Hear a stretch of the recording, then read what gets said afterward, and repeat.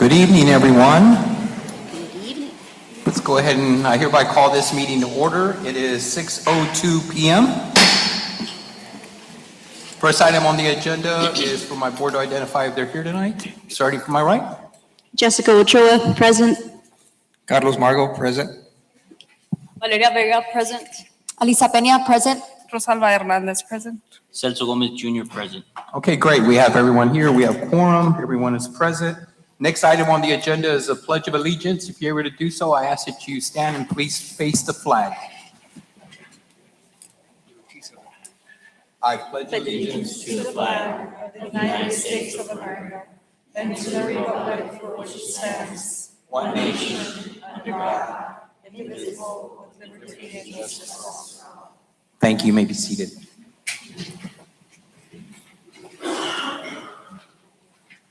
Agenda item number 4 is public comment.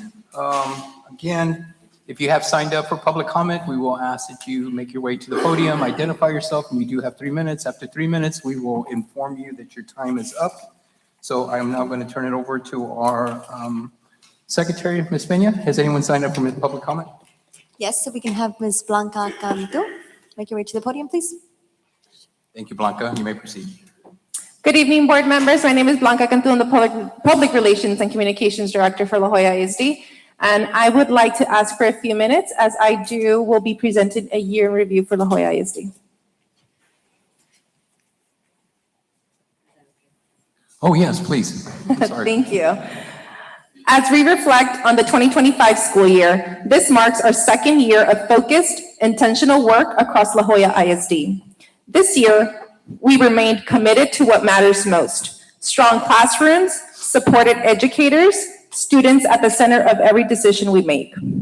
Throughout the year, our teams worked to strengthen communication, support daily teaching and learning, and make thoughtful investments that directly impact students across our campuses.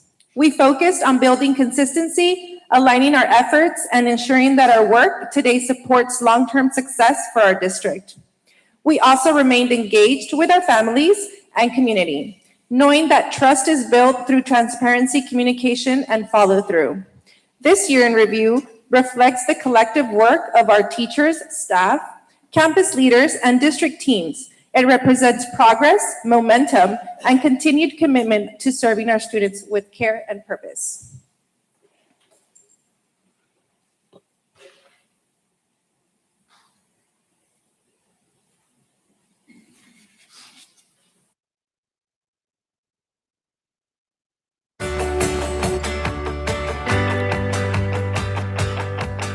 In La Jolla ISD, educational excellence, the right for every student means listening to our community, learning from experience, and moving forward together with intention. This year, we turned vision into action. Careful planning and deep listening became visible results in classrooms, on campuses, and across our community. Through every challenge and every success, one truth guided us: our students, our staff, and our families are at the center of everything we do. As we reflect on the past year, this is more than a timeline. It's a story of follow-through, of growth, and of a district that turns ideas into impact. Here is the year we strengthened instruction, stabilized systems, invested in people, and built trust together.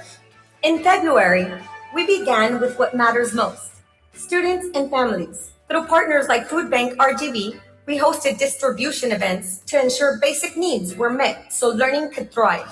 State education leaders, including TEA Commissioner Mike Morath and Deputy Commissioner Dr. Shannon Trejo, visited classrooms and affirmed our progress. At the one-year mark of state intervention, budget priorities helped us face our fiscal reality, declining enrollment and funding gaps, openly with our community guided by a clear aim: more students learning on A-rated campuses. In March, as new leaders joined and ACE campuses prepared to launch, we communicated early, honored service, and kept focus on students. Superintendent advisory committees with students, families, educators, and community members shaped our 5-year direction and reinforced that decisions should reflect community voice. Across the district, students shined in academics, fine arts, and athletics, evidence of classrooms with clear expectations, focused instruction, and a culture that encourages every learner to stretch beyond what they thought possible. In April, We strengthened campus safety through upgraded access system, enhanced monitoring and communications, and close coordination with the La Joya ISD Police Department. Student athletes marked the next step with college and university signing, while families engaged in strategic planning sessions to shape the district's 5-year plan. Campus is prepared for ADSI summer learning, and our community celebrated meaningful centennial moments, including the centennial tree planting, honoring a century of commitment to our children in public education. May was filled with celebration and meaning. We celebrated students district-wide for excellence in academics, fine arts, athletic, leadership, and service, and dedicated the Coach Rod softball field, honoring a legacy of pride and mentorship. The district hosted Strategic Plan Community Design Day, engaging families, staff, and community members in conversations about the future direction of La Joya ISD and the priorities that would shape the district's 5-year plan. At Memorial Tree Park, we sealed a time capsule for future generations. We honored the people who make schools run every day and continued rewarding strong instruction through the teacher incentive allotment. The class of 2025 made us proud. 1,772 graduates, 9.4 million in scholarships, 171 associate degrees, and more than 1,000 CTE certifications. Proof that pathways to college, career, and life are wide open. In June, we approved a balanced budget that closed a multi-million-dollar shortfall while protecting classrooms. Employees received an across-the-board salary increase, the first in years, reflecting a core goal of Superintendent Dr. Marcy Sorensen. Support the people who serve students. Students engaged in ADSI summer learning athletic camp, keeping skills sharp and connections strong. Stability became a tool for progress, ensuring campuses are ready and supported to focus high-quality teaching and learning every day in every classroom. July marked a major step forward in campus safety and emergency preparedness. We launched the standard response protocol for consistent emergency language. Lockdown, hold, secure, evacuate across every school. New teachers were welcomed and trained at new teacher orientation, and campus leaders grew and became laser focused on quality instruction through the Principal Leadership Academy. We prioritized clear, proactive family communication ahead of school, including guidance on the new cell phone law, so expectations were clear and consistent before day one. We closed our centennial year with the Carnival of a Century, then welcomed students to a fresh start. We launched our 5-year strategic plan, Achieving Excellence Together 2030, built with voices from across La Joya ISD. ACE campuses opened with a focus on rapid improvement, and we implemented managed instruction, aligning curriculum, instruction, and assessment to bring consistency and quality to every classroom. The school year began with purpose and clear direction, as August closed with the school board unanimously extending the superintendent's contract through 2030 to ensure continuity in leadership and a sustained focus on student success in the years ahead. In September, we made one of our largest technology investments ever, totaling more than $3 million. iPads for pre-K, Chromebooks for elementary and middle schools, and Windows laptops for 9th graders. Families connected through curriculum nights, and classrooms implemented our instructional framework, lesson structure, HQIM, and rolled out instructional planning calendars to support consistent daily instruction. The district's 4% salary increase appeared in paychecks, and campuses earned high accountability ratings, including an A rating for Enrique Camarena Elementary. During this month, Superintendent Dr. Marcy Sorensen attended City Council meetings across the city served by La Joya ISD to share the district's strategic plan and keep city leaders informed and aligned around our direction. The superintendent modeled leadership excellence and aligned the executive leadership team around student outcomes. October balanced community celebrations with meaningful progress inside classrooms. Families gathered for trunk or treat and wellness events, while instruction strengthened through our first cycle of district-wide instructional spot checks, 5 times a year to identify trends, coach leaders, and drive quick improvement cycles. Over time, they also allow the district to measure growth in instructional quality and use that information to support and inform campus leadership through the Principal Excellence Initiative. Behind the scenes, the district also launched a comprehensive transportation improvement effort after an independent audit revealed outdated routing systems. We added a special education stipend and strategic staffing in response to our special education audit, expanded investment in coaching at priority campuses. Together, these efforts showed how La Jolla ISD is strengthening both classroom practice and operational systems to better serve students and families. In November, we broke ground on Coach Rod's softball field renovations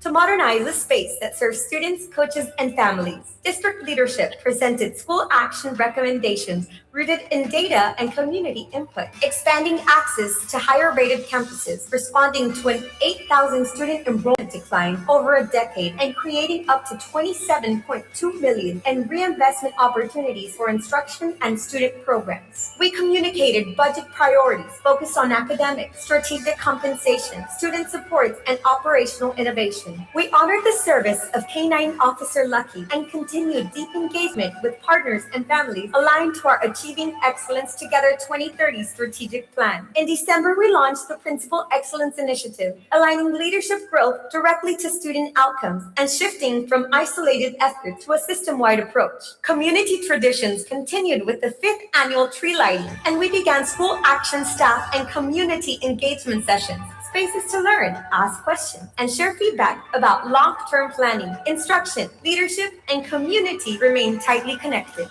In January, campus upgrades advanced, athletic facilities moved into new phases, and classrooms stayed focused on teaching and learning. We continued instructional spot check and coordinated timelines for upcoming PMOC operational and facilities work. New scoreboards, replacing equipment over 17 years old, moved forward, reflecting investments in students and shared community spaces based on strategic planning feedback. Diaz Villarreal Elementary received the Texas Lone Star Blue Ribbon Award, a statewide recognition that celebrates academic excellence and the collective effort of students, educators, and families. We also celebrated School Board Recognition Month with gratitude and a continued focus on student success. During the month, district leadership presented school action recommendations rooted in data and community input. The board approved the plan, focused on expanding access to higher-rated campuses, addressing a nearly 8,000 student enrollment decline, and creating up to $27.2 million in reinvestment for instruction and student programs. Finally, this February, following an annual review by Commissioner Mike Morath, the Texas Education Agency extended the authority of the Board of Managers for 2 more years, affirming progress in governance, financial oversight, and academic focus under Superintendent Dr. Marcy Sorensen and the board. Valeria Vega was appointed to the Board of Managers, succeeding Anita Chavez, and continuing strong leadership and service to our community. Together, these steps reinforce stability, transparency, and a commitment to student outcomes. Looking back, we see more than moments. We see momentum. We strengthened instruction. We modernized systems. We invested in safety, technology, and leadership. We deepened trust in our community. And the best part is what comes next, because this year's work has already created the conditions for an even greater success for our students. Together, we are shaping what comes next. Together, we are La Jolla ISD.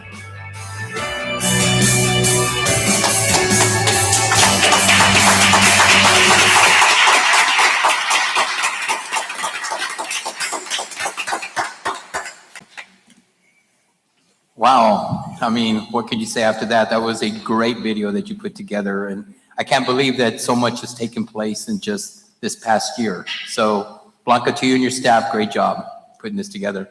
Members of the board, do you have anything to say? I mean, it seems like it went by really quick this year, right? Anyone have anything to say?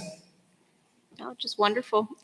So much has occurred, and it was a beautiful presentation, and we're so fortunate to be a part of it. Thank you. Anyone else? I just want to say it was a great video, and we see all the accomplishments and things that have happened all year long. And good thing I didn't start crying because it was very touching. It was very, very good. It's amazing, and this is all done for our kids. I love it. Thank you. I would agree with Mr. Celso Gomez that it was a very emotional video because you think of all the hard work that you all put in every day to make sure that our students are well taken care of. I mean, it's obvious that we have them as a priority. And so as I watch a video, I watch more than just what the video was saying, but more what's behind everything you all do. The kids look happy. Things are changing. Everyone seems to be in great mood, and I was pretty much speechless. So thank you, Blanca, for putting that together. I can't wait to see it again. Before I turn it over to our next agenda item, Marcy, would you like to say anything? Dr. Swords? Absolutely. Board Member Gomez, I probably shouldn't talk because I'll start crying. It's just always incredible, right? Because behind all of those incredible images, right, are the people, right? That video just embodies our district, who we are every single day. Like that video shows us as a retrospective for the year, but we all do the work every single day with love and passion, determination, drive, sometimes like pulling our hair out, right? Because not every day is an easy day. That video shows the smiles and the easy days. But we know not every day is an easy day. And so I'm just so grateful that those moments get captured and really display the heart, the minds, the soul of our district. Because without the people, right, our students, our staff, our police officers, cafeteria workers, bus drivers, educators, leaders, everybody, it doesn't matter what the board and I do. So that video, honestly, is all about you and this district and our continued drive to serve and serve with intentionality and love and partnership with those that we work with and work for those that we serve. So Blanca, of course, you and your team, their goal, I just want everyone to know, their goal is to make me cry as they create the videos. They have bets. I'm like, is she gonna cry for this one? And they always win because I do. So thank you all so much. And board, honestly, like we could not be as successful as we are without your continued support. And so I want to thank each and every one of you. I really, again, want to welcome our new board member and also thank Ms. Chavez for her years of support and her years of dedication and work on the board as well. So thank you. Thank you, Dr. Swords. And Blanca, thank you for the referencing of the centennial. And it was certainly, I think what got me in the emotional part was to see Miss Leo. I mean, just all the great work that she did and the history that she has in this fine district. I mean, I would be remiss if I didn't acknowledge her. So thank you for that. Secretary Peña, do we have anyone else that signed up for public comment? We have Ms. Blanca once again. You may proceed. Good evening, board. My name is Blanca Cantu, Public Relations and Communications Director for La Jolla ISD. And in this item, as you all saw in our year review, I would like to welcome our new board member, Ms. Valeria Vega. Dear to me, class of 2013, and we do have a video.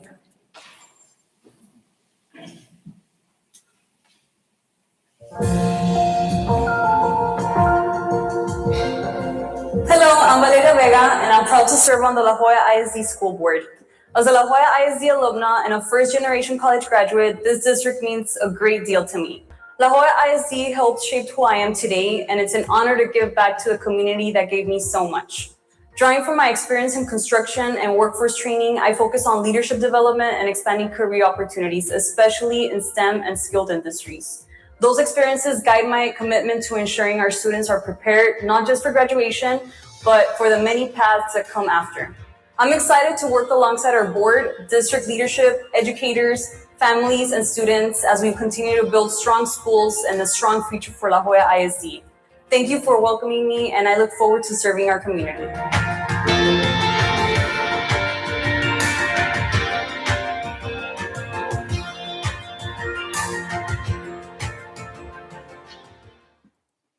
Yes, ladies and gentlemen.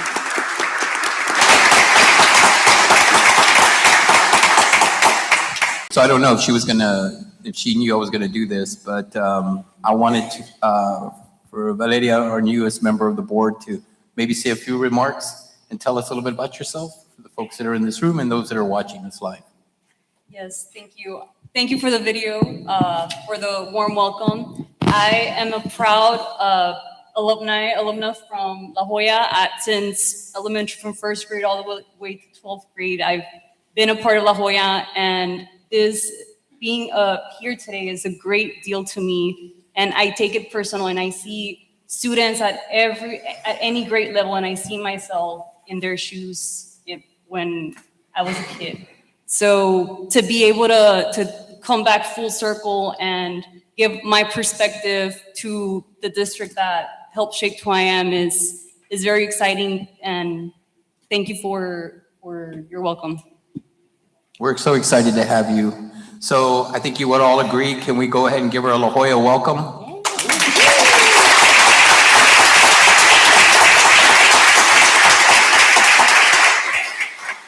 I'd also like to take this opportunity to thank board member Anita Chavez, who served as vice president for 2 years. We're very grateful for the hard work and the time that she dedicated to this school district, and working side by side with her was certainly a pleasure, a privilege, and an honor. So I wanted her to know that. And again, we're very excited. We look forward to working with you, and so welcome aboard. Any members of the board like to say anything before we turn it over to Dr. Sorensen? I'll just say welcome to the team. Anyone else? Welcome. Looking forward to it. Enjoy. I think we motivated her by the video. Dr. Sorensen? Thank you, Board President. Board Member Vega, I am very excited to work with you shoulder to shoulder and doing great work for the district. I always appreciate bringing it back to students. And so when you see yourself in our various students, it makes it really personal. And that level of commitment will definitely show up for you. And buckle up. It's a lot of fun. It's a lot of work, but I am really grateful that you stood up to serve, right? It's not easy to serve, especially when there are changes that we're working on across the district. But your commitment and your history with the district means a lot to the community, and it means a lot to me personally and professionally. So thank you. Thank you, Dr. Sorensen. Secretary Peña, has anyone else signed up for public comment? We have no further public comments. Okay, seeing that we have none, next item on the agenda is staff recognitions. Blanca? Good evening. Board members, superintendent, and community. Our first recognition is a resolution honoring Ms. Viviana Hinojosa, principal and staff at Diaz Villarreal Elementary, for receiving the district honor of the 2025 Lone Star Ribbon Schools by the State Board of Education in Austin, Texas, this past January 30th.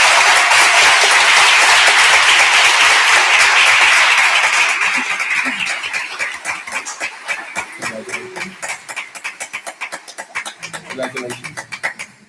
So there was a resolution presented to them, and I will read it for you all. Whereas the Lone Star Ribbon Schools program recognizes elementary, middle, and high schools where educational excellence is achieved.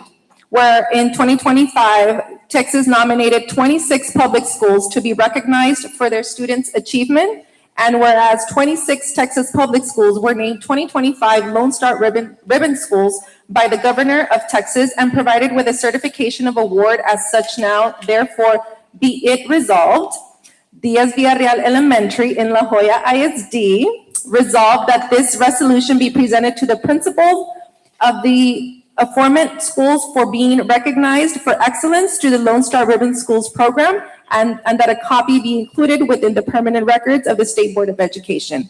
Witness our signatures on the 13th day of January 2026 in Austin, Texas. Congratulations.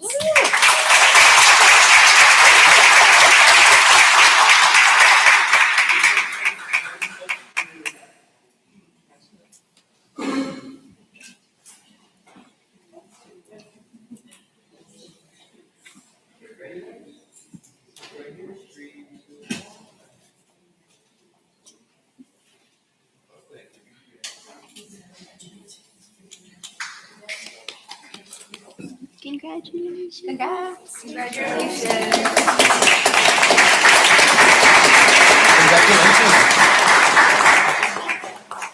Congratulations.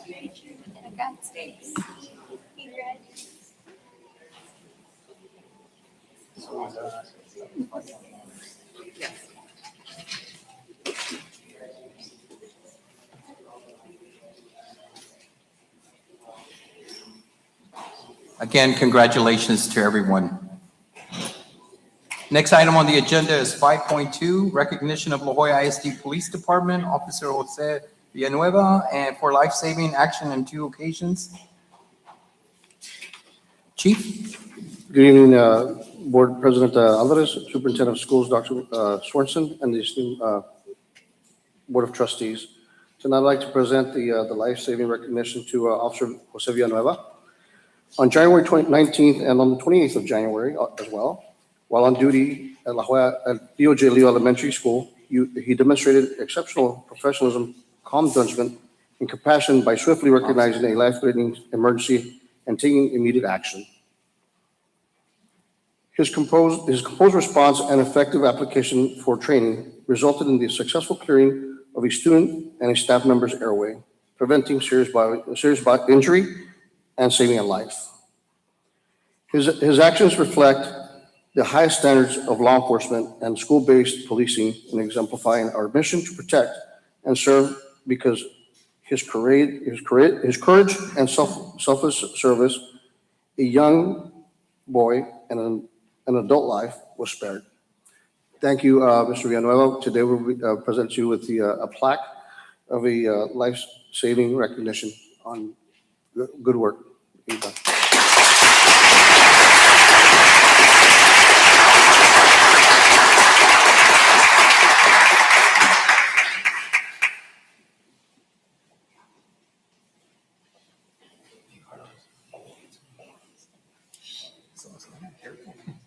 Chief, do you want to take a picture? Chief? Yeah, Chief.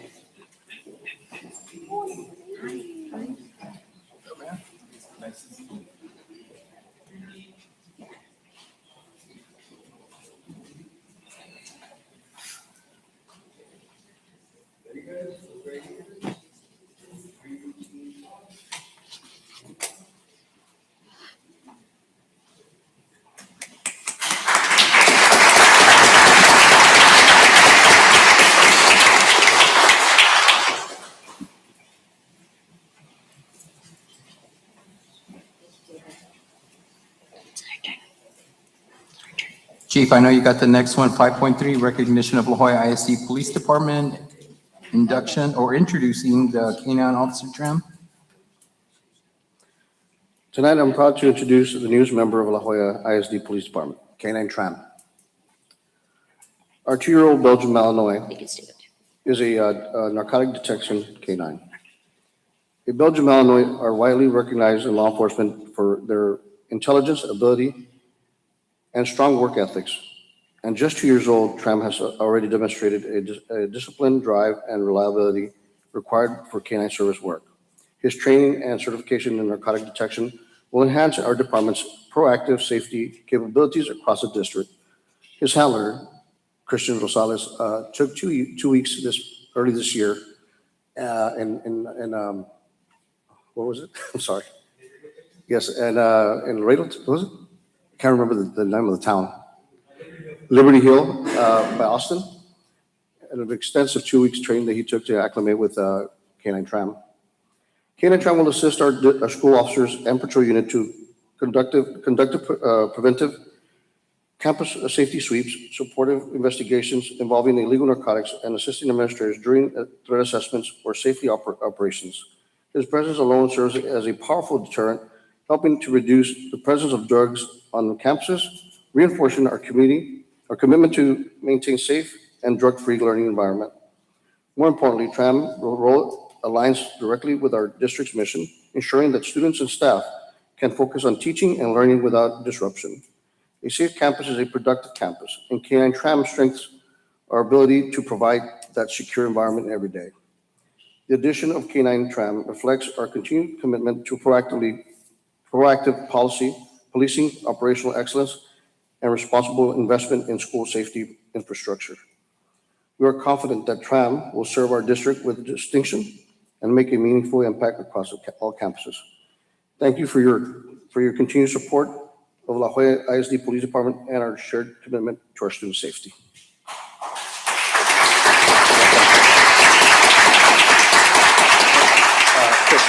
Chris.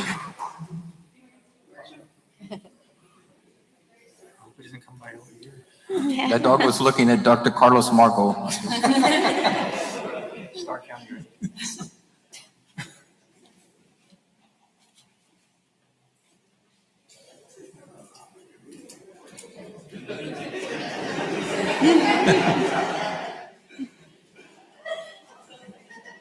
Rose, what do you have?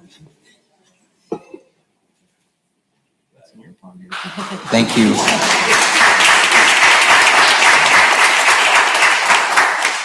If I could ask Board Member Dr. Carlos Margo and of course Ms. Ochoa, you can make your way to the front of the dais.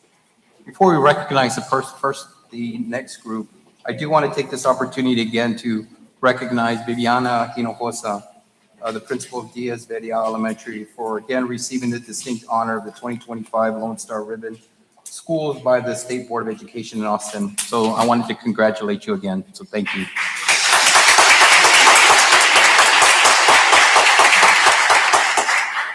Next item on the agenda is 5.4 School Counselors Amplify Student Success National School Counseling Week of February 2nd through the 6th, presented by, who is this presented by?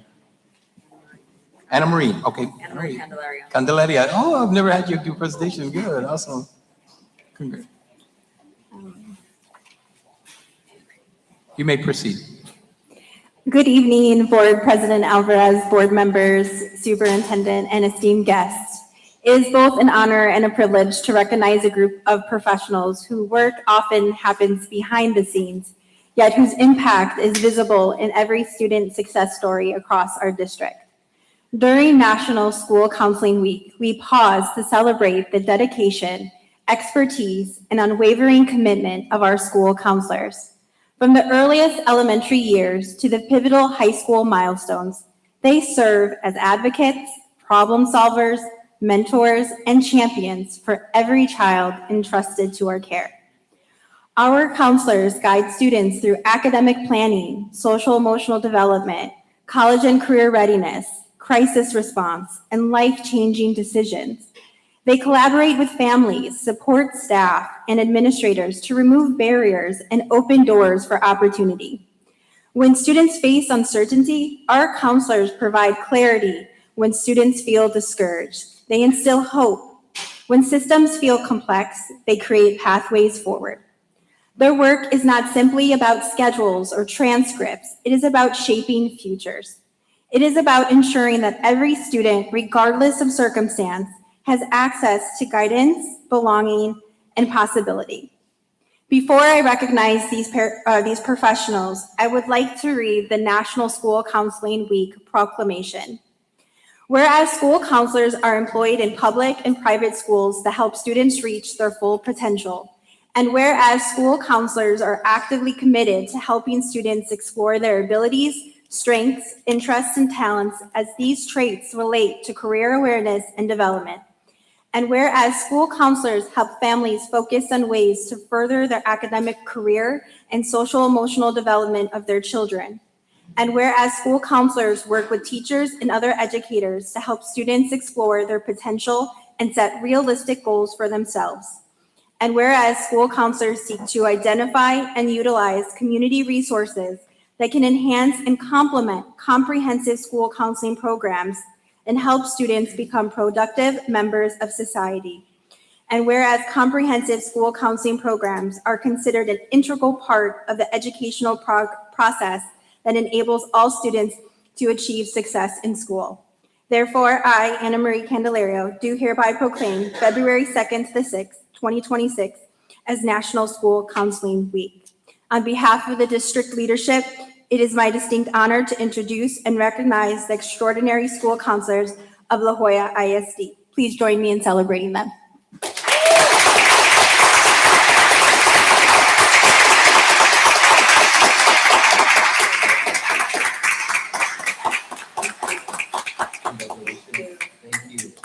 Thank you. Thank you.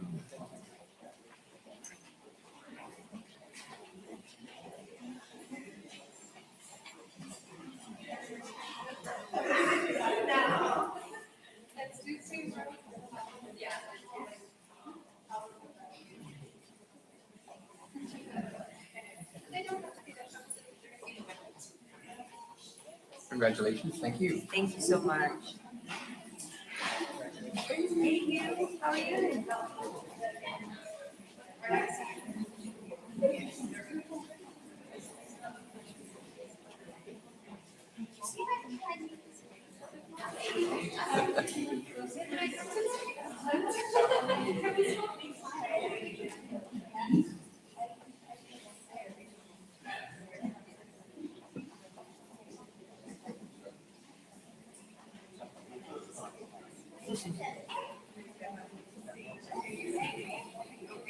Hello, sir. How are you? Congratulations. Good job.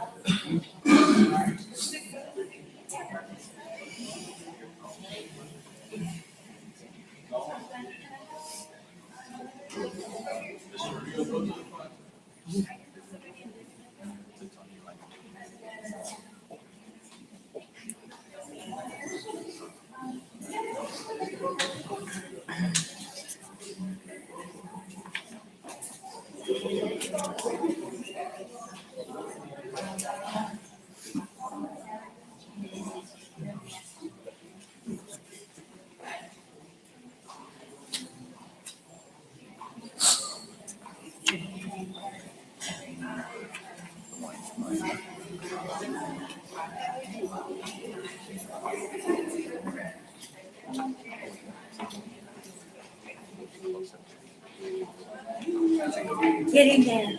Nice to see you. Nice to see you all. How are you?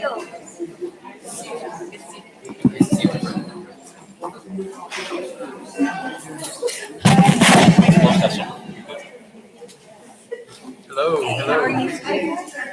Nice to see you again.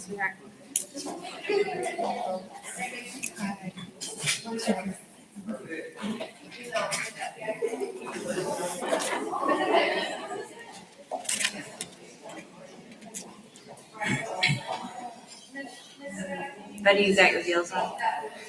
Of course you do.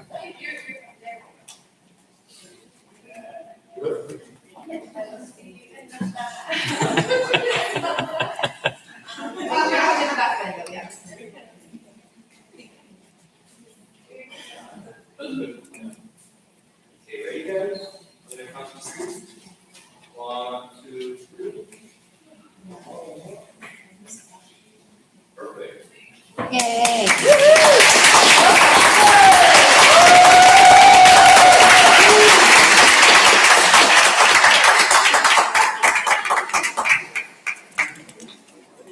How are you, sweetie? Good. Thank you.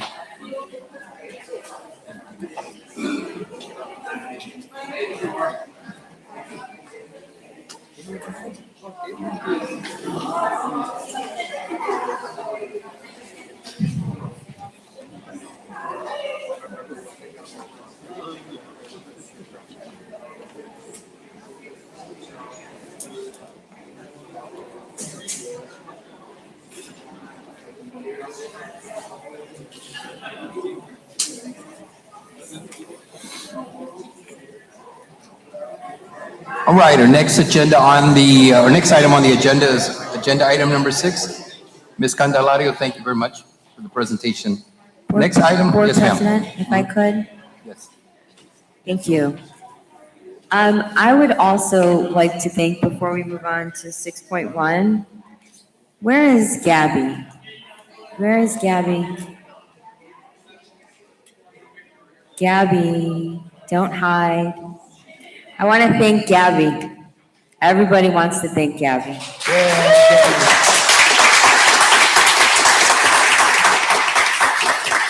Thank you so much for the work that you do for our district every single day. I know that the counselors definitively feel that you're a lifeline for them, a pillar of support. Your dedication to students, your dedication to the district, your dedication to those that you serve just shows up every single day. And so with our counselors, I also wanted to acknowledge your work in supporting them and your partnership with both Deputy Chief Candelario and Executive Director Flores. You make it happen, Gabby. Thank you so much for your work. In addition to the outstanding counselors that we have in this district who show up every single day regardless of the weather. And I don't mean the actual physical weather, the weather in the building, how students are feeling, how students are reacting. So thank you so much, counselors, for your work, and Gabby for leading this most important work for our students, our families, and our community. Thank you.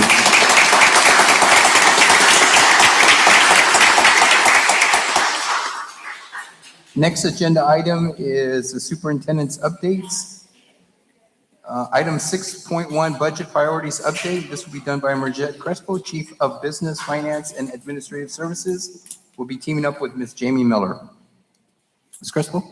Good evening, President Alvarez, Dr. Sorensen, members of the board, community members. Tonight, I'm doing a budget update around budget priority 2, strategic compensation.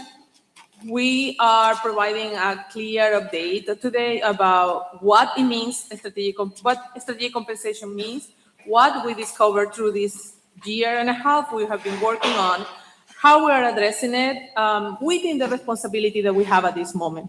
Of course, always centering in our vision, mission, goals, and North Star goal. As you remember from my last presentation, we are centering our budget around the strategic plan with 4 clear priorities: academic improvement strategies, strategic compensation improvements, access to student supports and after-school activities, and operational innovation, investments, and sustainability. However, tonight, we are going to concentrate on strategic compensation improvements because we already have been working on academic improvement strategies with the school actions. Now we are going to work on strategic compensation to ensure equity, competitiveness, and compensation, to attract, develop, and retain high-quality staff. And in the future, we are going to talk about the activities and strategies we are implementing on the other areas. So, strategic compensation overview in this budget cycle for 26-27. This is centered on last year's work. When we were developing the budget for 25-26, we discovered several things that we inherited through the work. No documented compensation practices, stipends and bonuses without raises, lack of clarity on salary updates and how the processes work. Was very difficult to understand the data that we had, and it was very difficult to understand because we didn't have documentation around the practices on compensation that we have in the district. Through the development of the budget for 25-26 and during that school year, I worked very hard with Ms. Miller and her team to be sure that we have clarity on our work. We did a compensation analysis in order to provide a 4% raise across the board. We did a strengthening or view on the budget development and how we were going to provide that 4%. Ms. Miller and her team worked in a compensation manual, doing a review and aligning the best we could in 1 year to get it the level that it is right now. We developed internal controls. We documented those internal controls. That was part of the findings in our audits, and centered our work on accurate data and equitable placement. Is our responsibility, and we believe on that firmly, that everything that we find that is not correct needs to be fixed. So it's our responsibility to correct and strengthen the system where we are, because that is where we are here. So what is strategic compensation? It's not just pay, because when we hear compensation, we think, okay, it's our salaries, but we call it strategic because we want to ensure competitiveness. We want to ensure equity. We want to attract, develop, and retain high-quality staff. That's the people who is going to help us to deliver our mission, educational excellence for the right of every student. So it means accurate data, it means equitable placement, it means competitive salary, transparent process, sustainable funding. So what are the priorities that we are going to focus on through this strategic compensation? What are we going to work on? We have 4 clear things. We have launching principal excellence. We have teacher incentive allotment, including other teacher positions. We have correcting compensation and data integrity. We are addressing compensation management inequities, and we are also working on ensuring that in those inequities, we take care of our employees or those positions that are hard to fill. Strategic compensation is both a leadership responsibility and an operational discipline, and that is why we are showing how it aligns to our strategic plan. The strategic plan includes on the excellence in leadership, priority, or community trust, unity, and partnership, and on, of course, operational excellence and financial stability. So I'm going to show you first those areas that we are working on strategic compensation where we are very proud of. Ms. Miller is mostly centering this year in helping us to get a principal excellence initiative that has already a budget specific and is already presented and in the work. We are going to concentrate on evaluate principles through several lenses and reward leadership behaviors that drive student outcomes. This is completely aligned to our strategic plan, and it's going to center on 4 specific measures: leadership effectiveness, student outcomes, instructional framework, and operational effectiveness. Our principals are aware of this work. We have already presented it to you and the community, and we want to be sure that this move forward how our students are performing. La Jolla will show through the evaluation rating and different system rules how effective we reward effectiveness across our principles. We will have 6 different levels from unsatisfactory to master, and based on performance, those our principals will be rewarded and their salary will higher as our students perform better. How the next one will be teacher incentive allotment, also include a board approval and financial sustainability. And this is based on the state structure. So this, for us, it means a commitment to remain competitive, offering incentives to our high-performing teachers from everywhere, not just internally, from our neighboring districts to work in our high-need schools. We are measuring 2 performance data, teacher observation and student growth. And we, next year, will have 4 different designations from acknowledged to master. The teacher incentive allotment works in different areas, and we have different teacher categories that are eligible. Right now, we are on the evaluation of TA for the next round of teachers eligible. When you are awarded the teacher incentive allotment, you are in that process for 5 years. So the teachers are really the state and the district is really investing in our teachers to be sure that they get rewarded for the work that they do. Future groups will include fine arts and CTE teachers, and we are looking for, after TA approval, for going from 71% of teacher eligible to 90% of our teacher eligible, which will make us way more competitive than we are right now. So what is the other piece that is we're going to concentrate today? And we are going to explore some of what we discovered, as I said before, and how we are addressing it. We had to correct compensation and data integrity. As I said before, during our analysis for the 25-26 budget development, we found years of service data errors. We found a coding in some employees that reads do no increment. And we had deficiencies in processes and internal controls. I'm being honest, we don't know what the do no increment means clearly. We have assumptions, and I'm not going to explore those in here, but we have proof, and that's what I have as a snapshot of the screens of how it shows on more than 900 of our employees.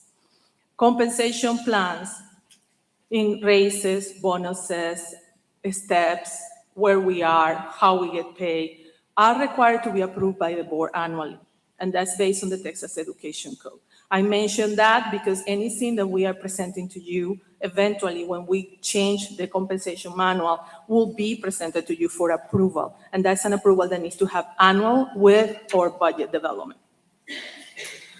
So what we identify, and really this is a hard conversation because for me, this was a little uncomfortable morally. We found a lot of unverified number of years of services. We had discrepancies on what we found in teams. We couldn't trust some of the data because we didn't have documentation on how the data was gathered or how the processes work. The system coding that implies that the step movement was blocked with a do no increment in the system. We have potential pay inequities that compounded over time.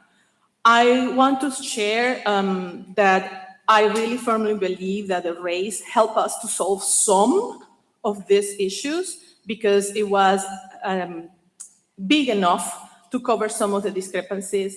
I cannot tell you how many of those or how much of those were covered. But these are some scenarios that we have found.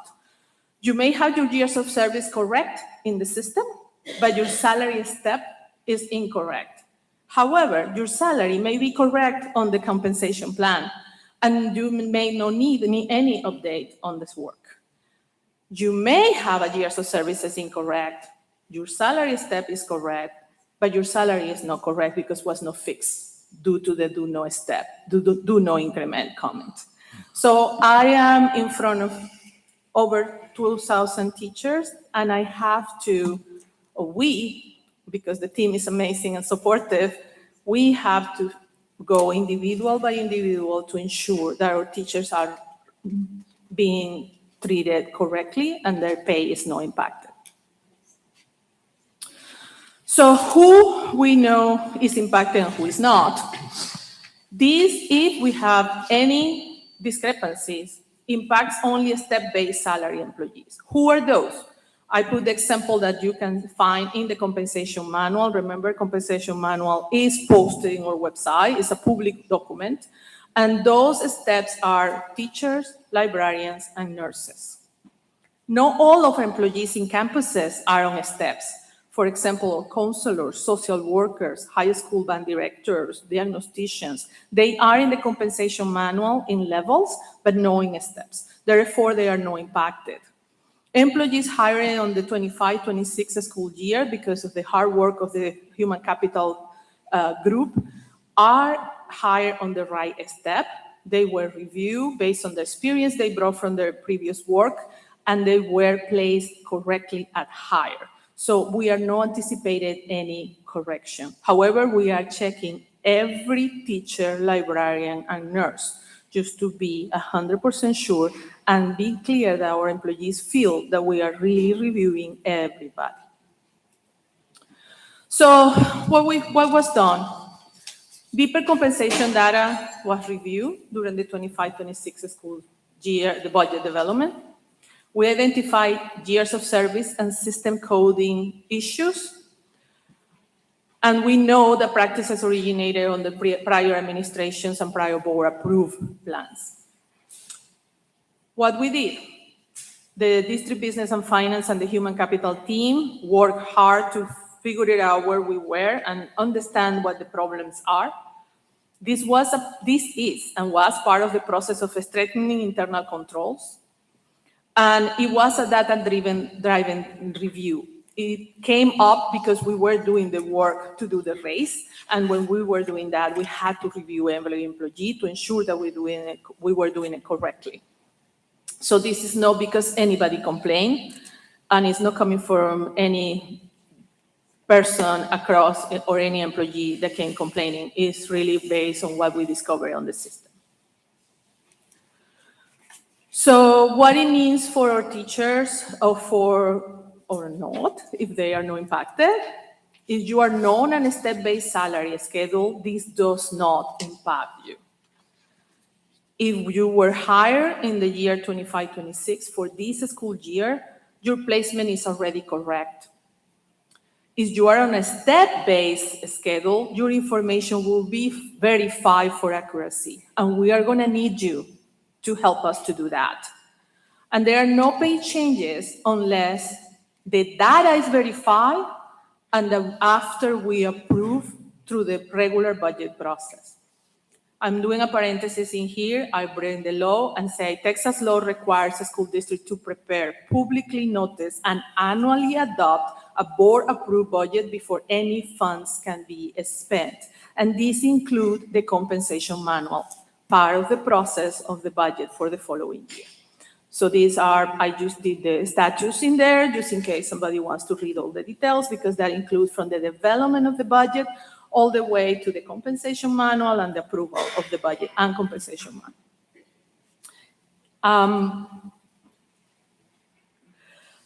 So this is the process that we are going to follow. Is any question in the meantime, or we want to finish the presentation? Members of the board, do you have any questions for Ms. Crespo at this time? Go ahead. We can wait until we finish. Okay, no problem.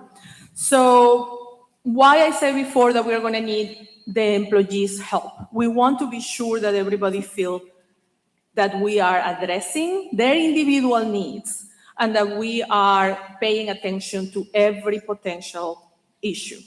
So we are going to have an employee experience verification form, and human capital will validate that. We are calling this a triangulation. We are having the data in our files.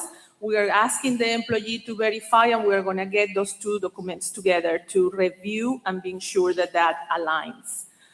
If is any discrepancy, we are going to call the employee. We're going to have a one-on-one conversation to be sure that we have all the data in our hands and the employee is clear on why we are finding one number or one data point to go forward or not. And if we agree or disagree, all that is going to be done one-on-one in person. We are going to do a step placement review that's going to come from the data that we are getting from the verification form and a cost analysis to see how this is impacting the district budget, if it's impacting the district budget and at what level. That's the cost and affordability analysis that is going to continue, where we are going to come to the board with the fiscal impact of this analysis and potential actions and options that we are going to offer to solve the issue. We are going to have a review, and the superintendent and the board are going to be able to analyze the data, review the impact, and make a decision to vote and make a what is the compensation plan approved for the following year, and what is the cost of the payroll reconciliation moving forward. And we are going to notify every employee, the 3,400 employees that we have, of the salary for 26-27. This is to guarantee the community or stakeholders that we are being transparent. We know this is serious and we know how this feels. So we want to be sure that everybody through the process feels satisfied that at least this is being taken care of and we are really paying attention. How that is going to look like, the employee self-verification, this is a snapshot on how that is going to look like. You are going to receive an email. In that email, when you click, you are going to be able to go and open the verification form. You're going to see the years of services that we have on file, and you are going to have the opportunity to say, yes, this coincides, this is my years of services or not. And if not, why you are assuring us that it's not, and what documentation you have to confirm that that is accurate. We need your help. We need the help of our teachers or librarians and nurses to respond to this survey as soon as possible, as soon as they receive it, and have the documentation they need if they don't agree with the numbers that we are giving them. So how the next pieces that we have to address. So after we do all this, we also have other inequities and other issues that we have to address under the strategic compensation. One is that impact all our employees. One is addressing our compensation manual gaps. Yes, these are things that require more than 1 year. We did a lot of work last year. Ms. Miller and her team worked very hard on that compensation manual, but we still have gaps, things that we couldn't address, things that didn't have clarity in the moment, because as I say, things that we couldn't figure it out why they were decided. And now we have to include the following areas. Compensation best practices. We always going to follow TASB recommendations on how we are working forward on the manual on the compensations. Reviewing position titles for accuracy and modernization. We are going to, and I'm going to put an example, we still have, how you call it, Dr. Sorensen? The one that does the PECs in the phone. Instead of a receptionist, we are using a Switchboard operator. So with all the respect, they are not using PECs on the phone anymore. So we are modernizing some of those titles. We are gonna review the pay grade levels to ensure fair compensation and the job descriptions align to the pay grade level the person is. We are reviewing number of contracts and contract days that make sense for the employee and make sense for the district needs and the job description that those employees have. And we are creating systems and processes that are transparent and consistent, that you can find, that you can see, and that people can rely on when they feel that things are not working the right way. How it looks like when we finish this? Well, we are going to have some of these discrepancies resolved. I want to be sure that communication to employees regarding compensation is streamlined and is reliable, that we have embedded controls in our annual process that always are followed and make sense, and align compensation across employee groups and within pay grades. The next piece that we are going to do that impacts everybody is the strategic compensation, is addressing hard-to-fill positions. We need to ensure that students receive consistent, high-quality services.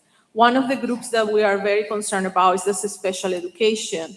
And this means that the district must address recruitment and retention challenges on those positions that are historically difficult to fill.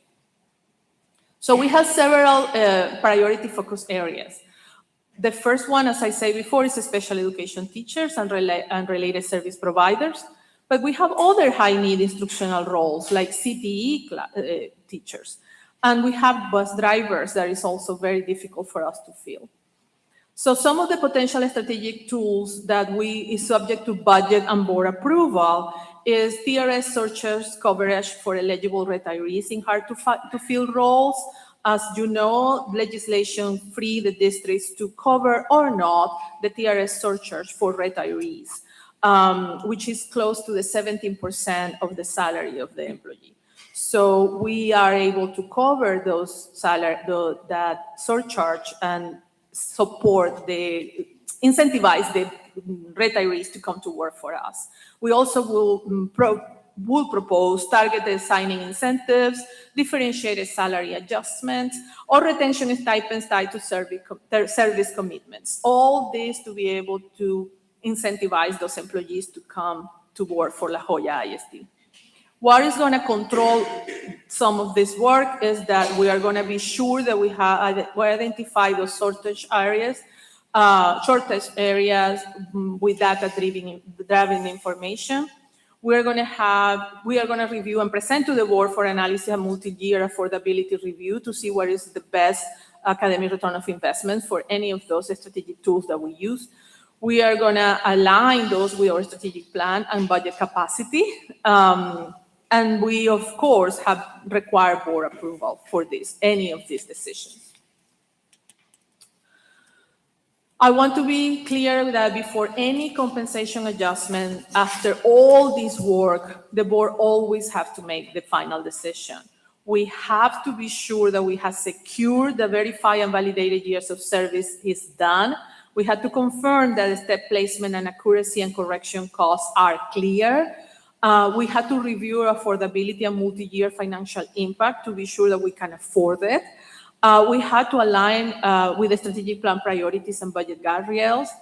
The superintendent must review, and is going to help us to review and do the recommendations to the board, and we, of course, require board approval through the annual budget process.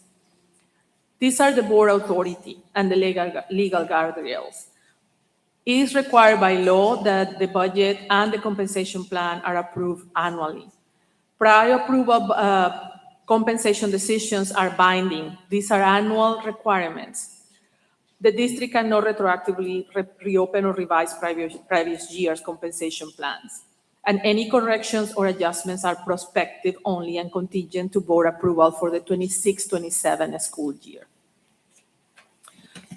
To end this conversation, I want to do one more time our commitment. We want fairness for all employees. We want transparency in processes and communication, and we want to be responsible on the stewardship of the finances in the district. And that is my presentation tonight. So, any questions? Members of the board, any questions for Merced? Dr. Morgan? Yes, Ms. Merced or Dr. Sorensen, a quick question. You may have already answered it, but I perhaps missed it. But if you are already aware of this, which positions are in a step-based salary schedule? Why are you asking employees to self-verify? Because I want to be sure that the data that we have is correct. As simple as that. We need to be sure that it's two ways. One, that I want to confirm that the data is correct, what we have. Second, I want the employee to feel confident that the data that we have is correct. Thank you. I'll just add a really clear answer, at least from our perspective. Employee voice matters. I'm sorry? Employee voice matters to us. And so we can have a data report in Teams, and we can have years of service written on paper. And we've already said that documentation here varies. And so we want to also give our employees a voice to say, so you have these 2 data points, here's my data point, and also here's my evidence of said data point. Our employees have to feel a part of the process to verify their years of service. And so we wanted to make sure that they were included and that their voice was included. So at the end of the process, they felt like, yes, I was taken care of. Good, thank you. Secretary Pena? Yes, Ms. Crespo, so I just want to make sure that I'm understanding this very correctly, because some of this is very unsettling. So we're clear, there is no rhyme or reason for why some employees were coded with base teacher step, don't increment. And what would be the alternative to the coding? We are not sure that, as you say, there is no documentation in writing. We have history. We have some former employees that tell us what they believe happened. But we don't have proof. We don't have documentation. We don't have any way to validate if the employee was stepped or not. We can assume, but I don't like that word, so we don't do that. And these codings, when they're put into the system, they're manually adjusted? Manually adjusted, yes, ma'am. There is no way the system does that unless a human being does that. Okay, and then, so effectively this impacts teachers' pay, is that correct? It may. As I said before, we have a step with for this employees a step, and that step have a specific salary. So if I am a 1-year teacher, I have a 5 years teacher. Because we did such an amazing raise last year, we may be in the right step. But I want to be sure that our employees are allocated in the right place for the compensation manual for next year.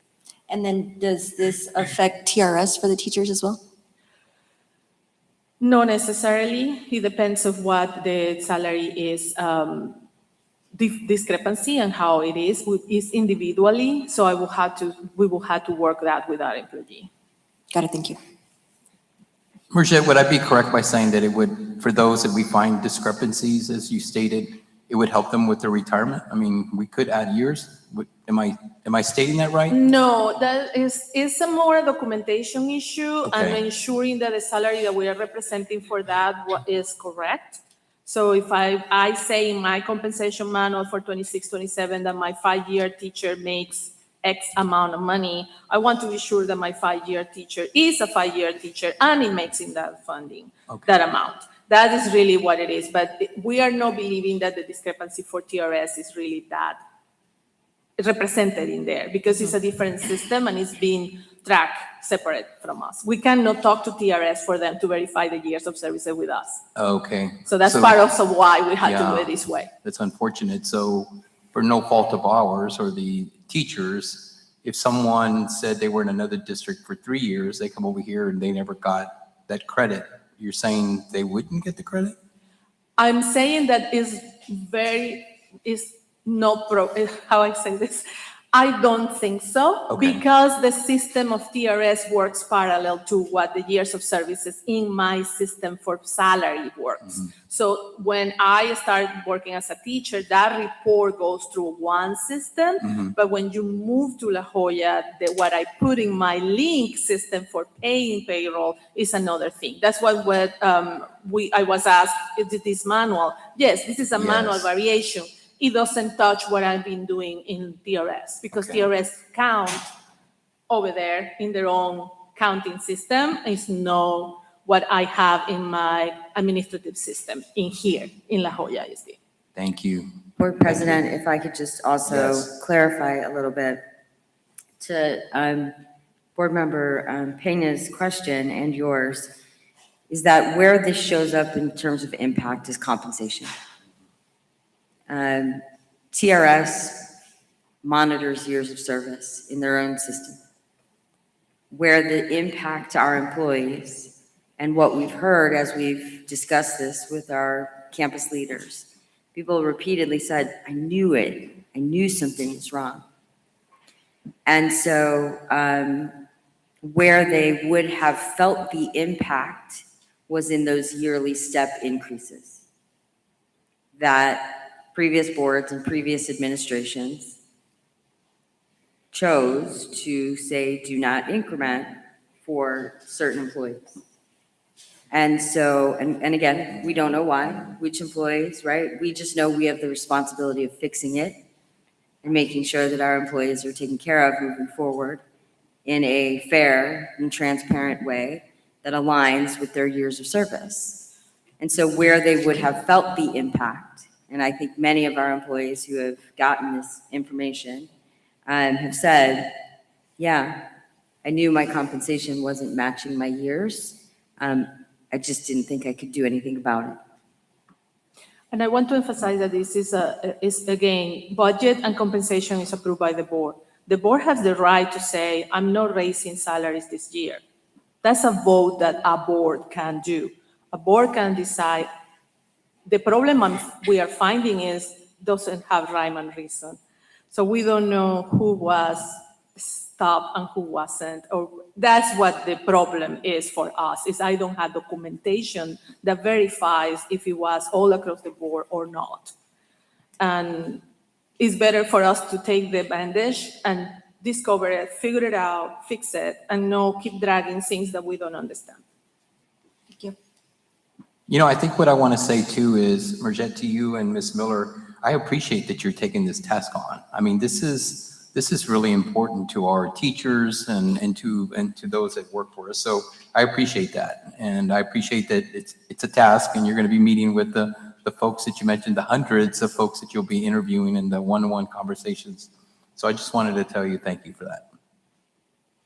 Any other questions from the board? I have a question. Yes, ma'am. Ms. Crespo, thank you for bringing this up and presenting the data to us. And my question is, for tracking purpose and monitoring, do we have systems in place to notate said changes in the system and to monitor who's making those changes?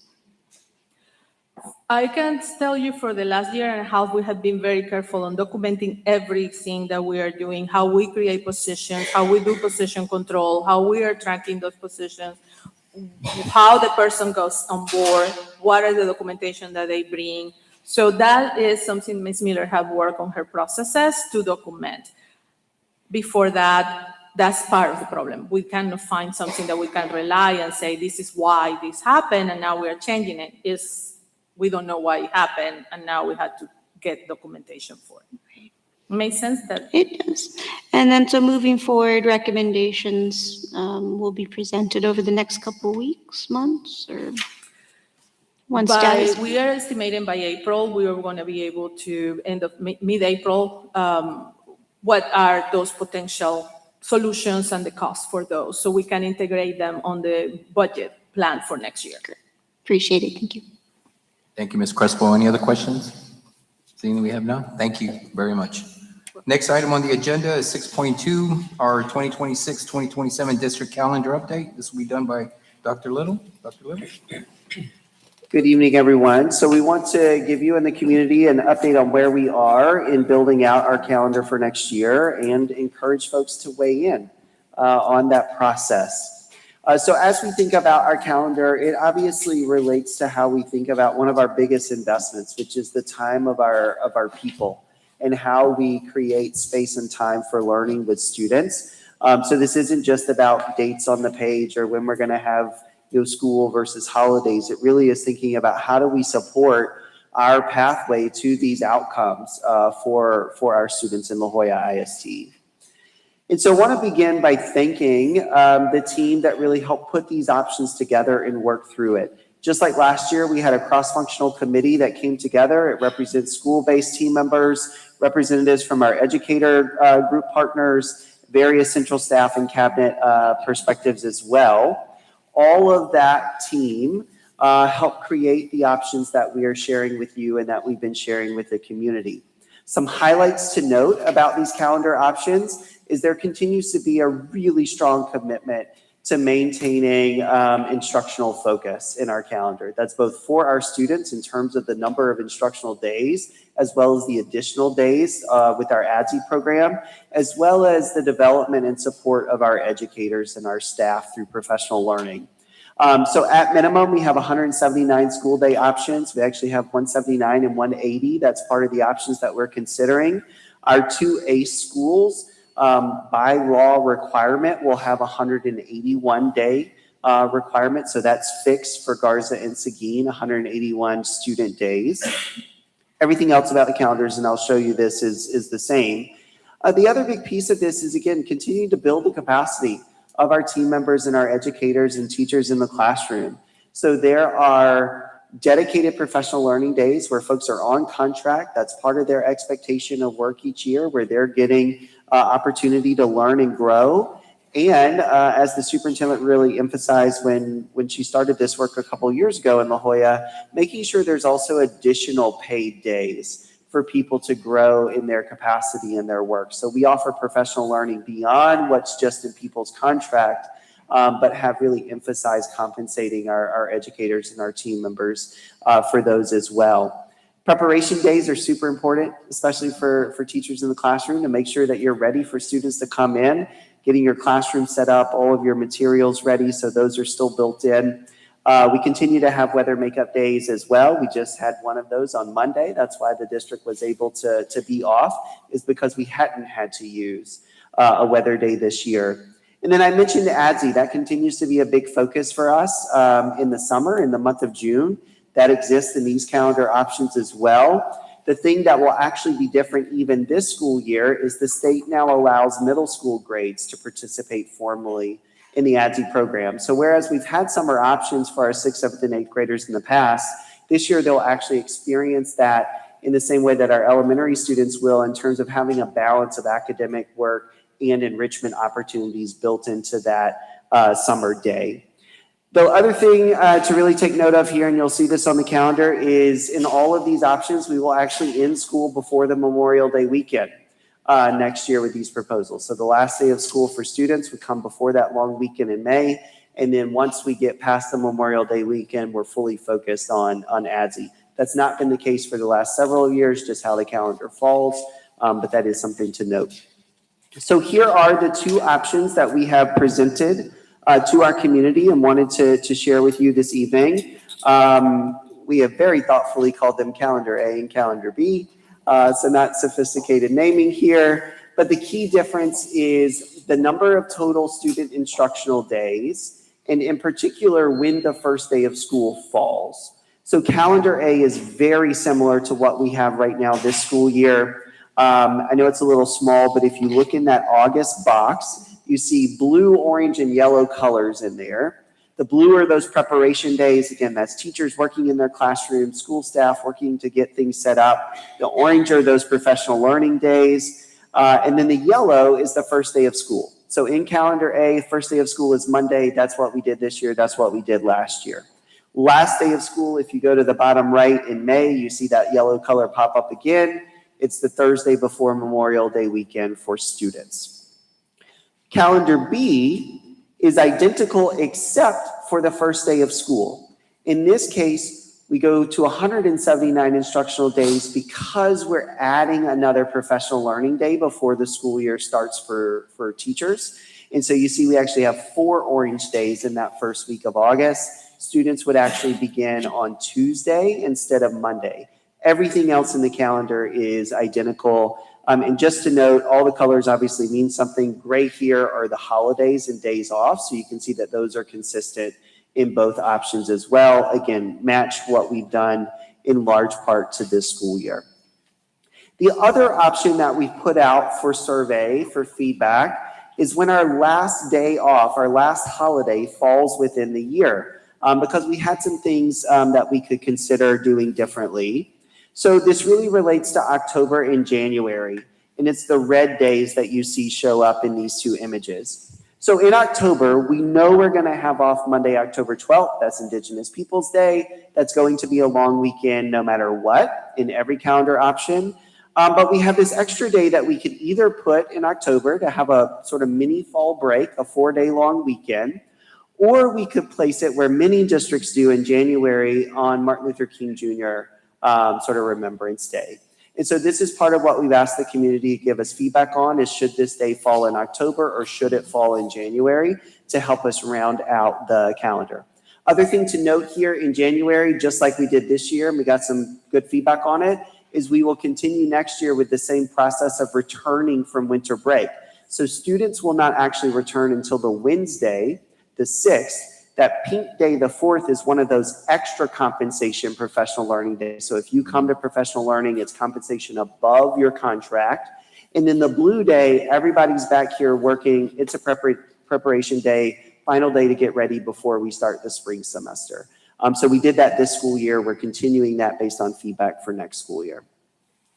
And then, as I mentioned, this is not an option for feedback because it is sort of what we're required to do with our accelerated campus excellence work. But there's actually 181 days required in this calendar. The only difference here is the last day of school. So remember, in the other options I showed you, the last day of school for students would be the Thursday before Memorial Day. We get to the 181 days here by making that last day of school be the Friday before Memorial Day. So nothing sort of earth-shattering, but do want to acknowledge that this does have that extra student day in there. And then finally, we've been asking folks for feedback. We really appreciate the work our communications team has done and continues to do to put this out there. Make sure our parents, community, teacher, staff, everyone knows that we are seeking feedback on this 180 versus 179 day option, as well as the October versus January holiday option. That QR code is live until like 11:59 p.m. on Monday. So folks can still give us their feedback through Monday the 16th. We are taking that feedback and we will come back to the board with an action item, consent item to approve the calendar for next year at the next board meeting. So we will bring this back to you on the 25th with the final recommendation. As of yesterday, at least, we shared this with the district advisory council, we had about 2,600 responses to the survey. So we're certainly encouraging more voices, more people to weigh in as we make this important decision for next school year. So with that, happy to take questions. Anyone from the board have any questions for Dr. Little? I have a question regarding the Yes, ATSI days. Are we planning to do what we did last year, pretty much with the schools and? Thank you. Seeing that we have no questions, thank you, Dr. Little. All right, next item on the agenda is agenda item number 7, Lone Star Governance, item 7.1, MOI assessment, data map, growth and fluency. And this will be done by Dr. Little. All right, thank you, Mr. President. And board, very happy to share our middle of year data and results from our MAP assessment and how that relates to our goals and our goal progress measures thus far. Obviously, again, this is a direct update on how we're doing against our goals and our goal progress measures, all building up to our ability to live up to our vision of providing educational excellence for every student and ultimately achieving that North Star goal of 90+% of our students in A and B rated campuses. And happy to share and sort of spoil that you're going to see improvement here across the board, which again, we're happy to show. To help frame our conversation, just want to pause for a minute and situate this in the context of sort of where we've been, where we are, and where we need to go as an organization. So we have 3 simple questions here that we have asked ourselves and want to share with the community. And the first question is, are we doing better this year? Like, can we show improvement since the start of school 6 to 7 months ago? And that answer is yes. And I'll show you the sort of evidence of that in a minute. The other thing that's important is not just are we improving this year, but are we getting better over our results last year? You know that we had really disappointing results overall last school year, and so we got to see accelerated growth.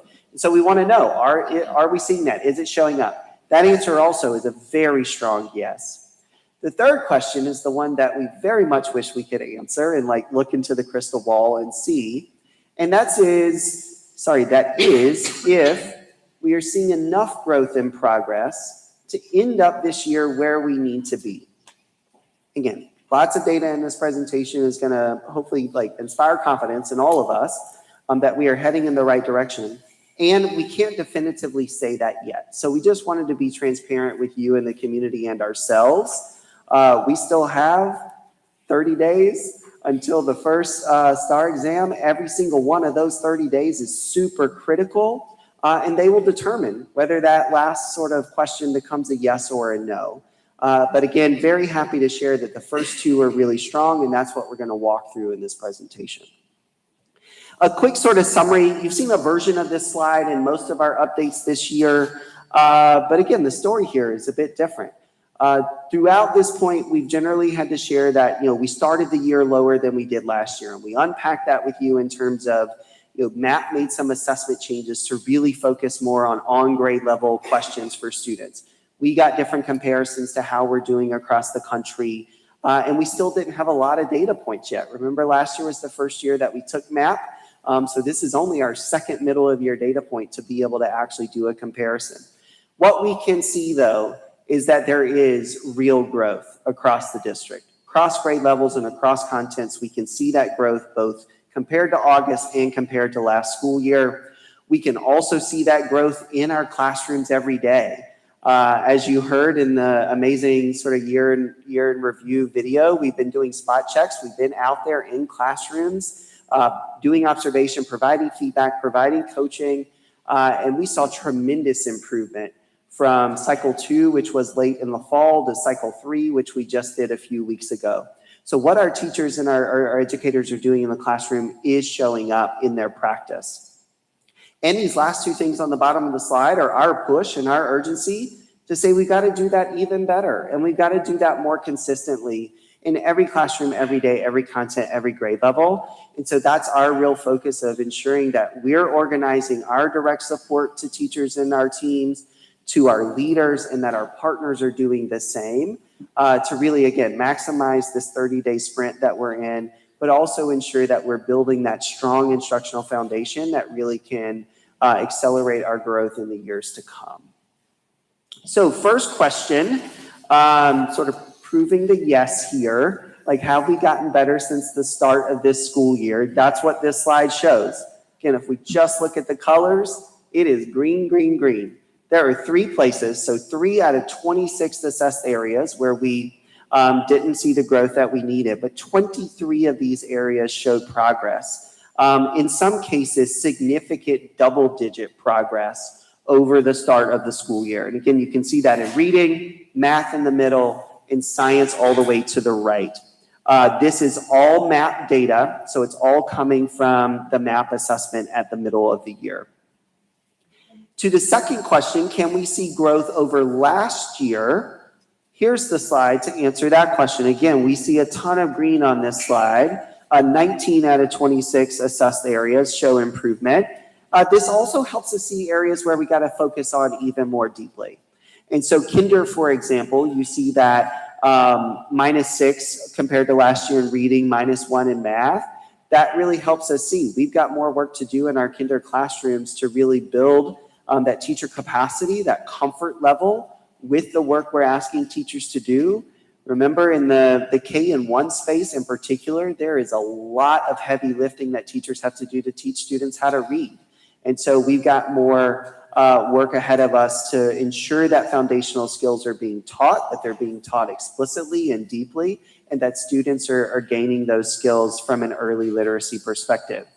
You can also see if we slide down the page to 7th grade, that really stands out again as a grade level that we've got to provide more support and focus around, whether we're talking about reading or math in this case.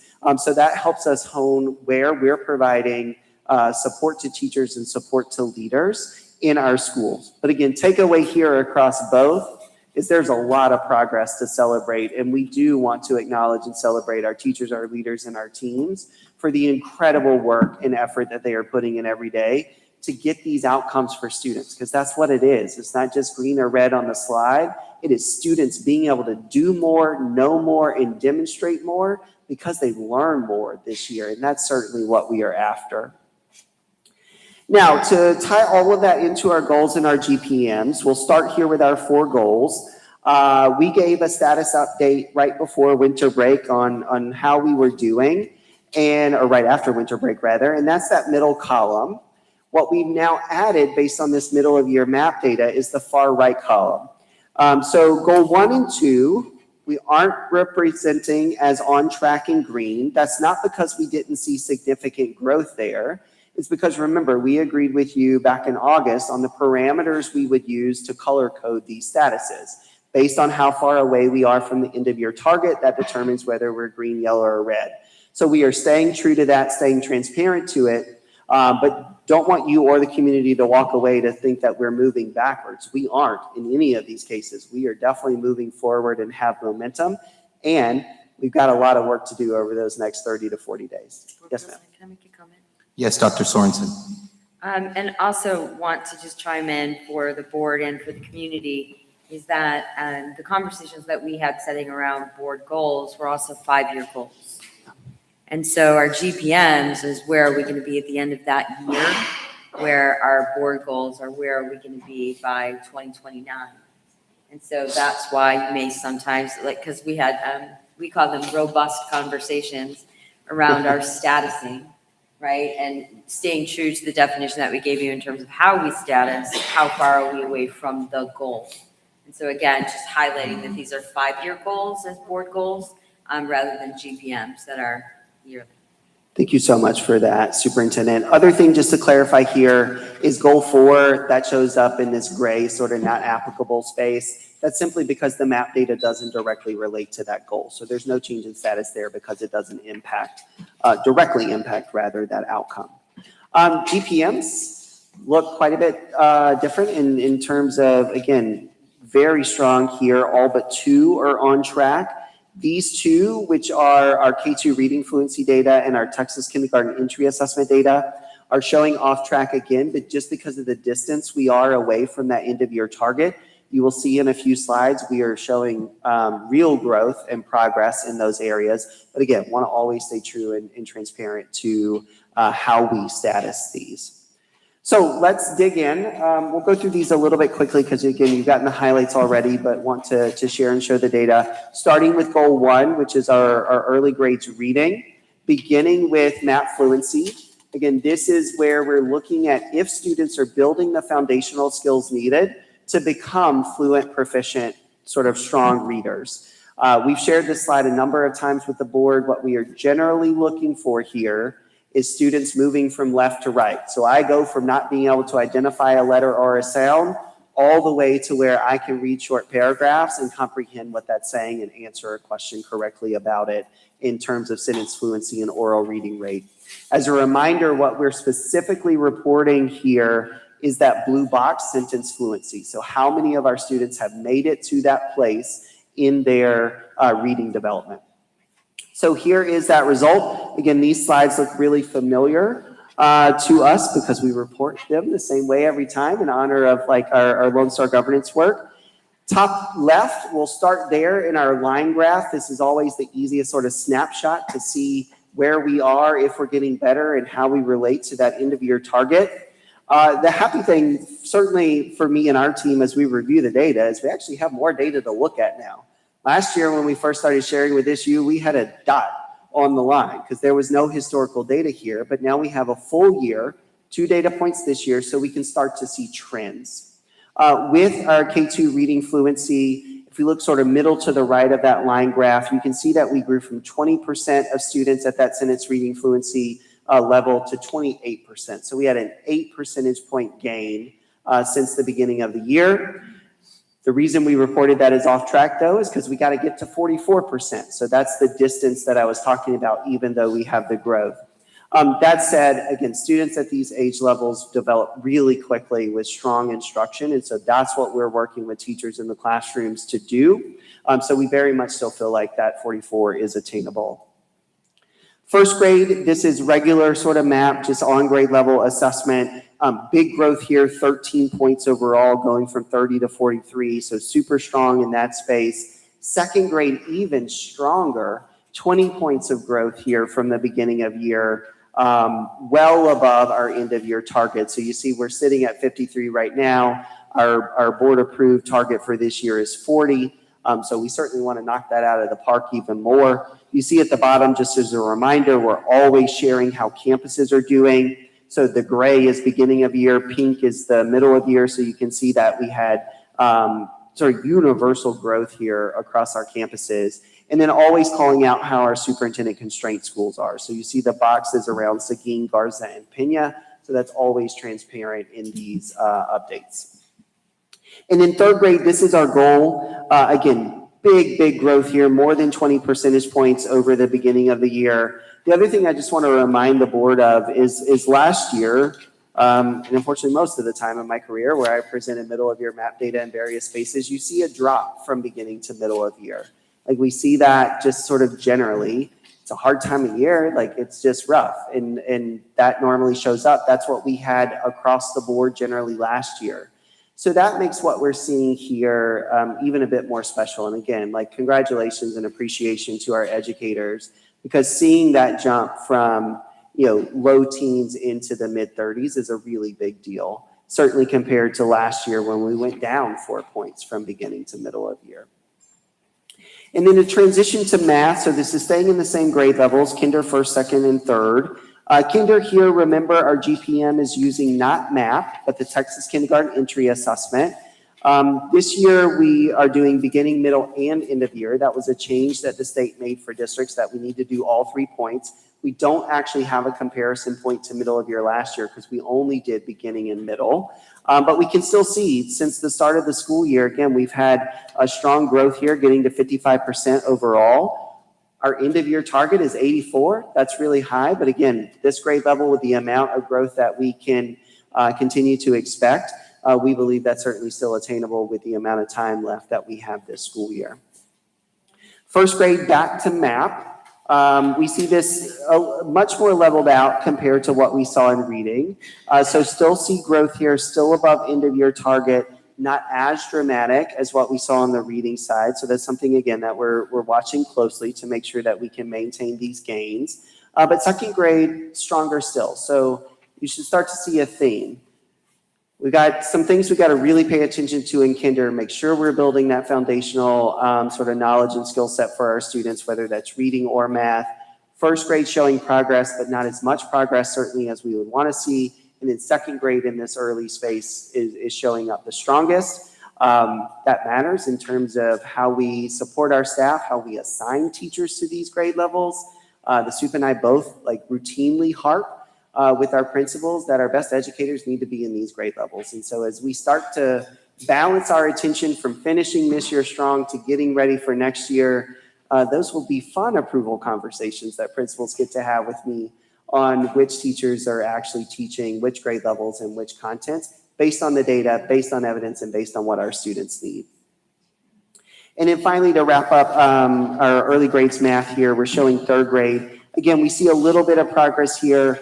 We do have the most growth needed to achieve that third grade outcome in math. Part of what we are seeing overall here with math, again, we're seeing progress. We need to see more progress. And it's our second year of curricular implementation. So we think this only gets better over time as we continue to settle in, learn this even more, and students have multiple years of benefit of learning math and doing math in the way that our high quality instructional materials are teaching. And then finally, not a GPM, not a goal, but we always show you Algebra 1 data. It really is a gatekeeper in the research to long-term outcomes for students. Last year, our Algebra 1 data was awful. We shared that with you in the STAR results. It really was. And so we know we had to have a really big rebound this year, and we're starting to see that. So we have a 6-point improvement since the beginning of the year, well ahead of where we ended last year in Algebra 1 data, well ahead of where our internal target, not LSG target, but internal target is. And we can see that schools are doing better. If you look at the bottom, I want to steer you to the bottom right. Our comprehensive schools all showed growth since the beginning of year in Algebra 1. And our team continues to spend a lot of time and energy in these Algebra 1 classes in our high schools to make sure not only that sustains, but it grows even more this school year.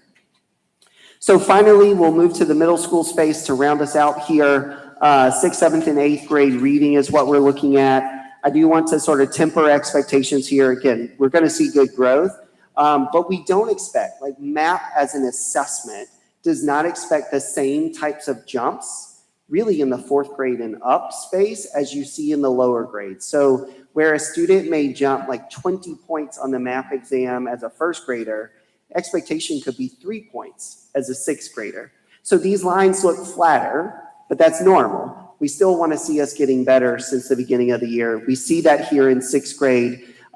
We had a little bit of progress above where we need to be for the end of the year. Same is true in seventh grade, actually have a little more cushion compared to the end of the year. And then where we see the most change is actually in eighth grade. So the most growth, and we're the furthest ahead of our end of year target in that eighth grade space. So all of that to say, our work continues to be deeply focused on ensuring we have quality instruction in every classroom in every space. That has been our commitment and focus this school year. It remains our commitment and focus. What we're really doing over the next 6 weeks is fine-tuning where we provide support. So really maximizing where we're in classrooms, where we're in schools, to ensure that that's being provided to the places who need it the most, using data just like this to help make those decisions. We are staying true and committed to our high-quality instructional materials, as are our partners who are in our buildings and in our classrooms frequently, working with our teachers and leaders, and ensuring that there's tight feedback loops between assessment data to instructional data to what teachers are doing in the classroom to really respond to what their individual students need throughout the day as well. And then a couple other things to add here. Tomorrow, in fact, we'll be spending several hours digging into this data deeply with our principals. They have action plans that they're already working on this spring, both for during the day as well as like after school tutoring, Saturday opportunities. This is another data point to help fine tune those plans, and that's what we'll build on as, again, we move through the school year and get closer to our STAR exams. The other thing I want to acknowledge is actually next week, we start TELPAS exams. And so we talk a lot about this isn't just about what happens in April. It's got to be about what's happening every day. And there's important moments for our emergent bilingual students over the next 3 weeks as they demonstrate, their growth and their potential in listening, speaking, reading, and writing, and being able to do that on grade level. And then the last thing we want to share is what we're doing specifically, intentionally, and intensively to make sure that we are giving our students the right level of exposure, the right level of opportunities, or like at-bats, practice opportunities to be ready for the actual exam. Again, we've poured a lot into great instruction and great learning, and students have to be able to demonstrate that on the exam that the state gives us in every district. So this strategy, and really appreciate our team, particularly Ms. Ortiz and Ms. Garcia, who's led the effort to put this together, for responding to feedback we got last year, to some of our sort of scraped knees as we learned some hard lessons last year as well, to ensure that we've got a real strategic approach to how we're using these last few weeks to prepare. So you see each month we've got a specific area of focus.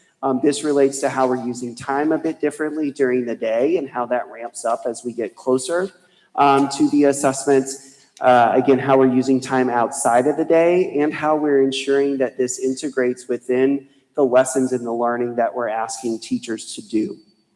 We've given overviews to teachers. We've given overviews to our principals. We share this final version with them tomorrow because starting next week, some of this will start to weigh in. So for example, on Thursdays and Fridays, we're going to adjust the schedule a little bit so there's direct opportunities for teachers and students to see how I'm going to be asked this question on the exam, how I need to manipulate that question and be able to show that I know that answer. So that'll start to phase in over the next, again, 4 to 5 weeks as we get ready for April to see where we are at the end of this school year.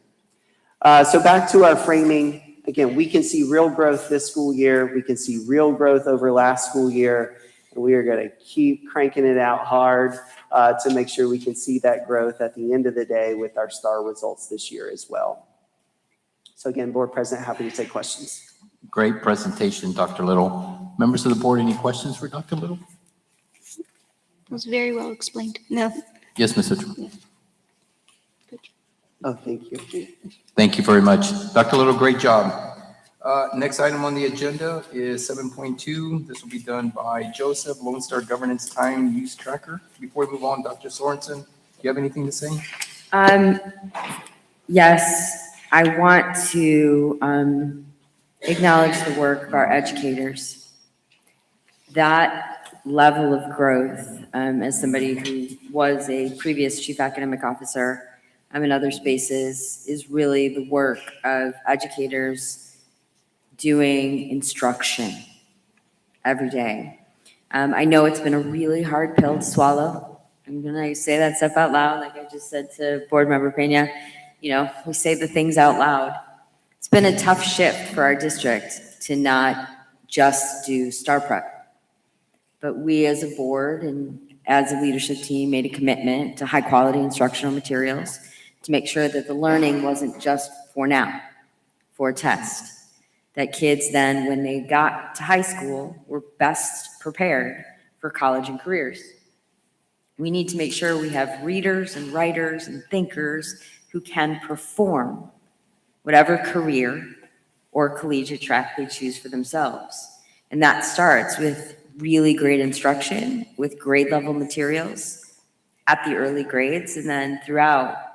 And so all the green that you see on those pages, yes, thank you so much, team. I ask the team all the time, like, so how is our work impacting? What is what we're doing, right? I ask you guys that every single time we talk.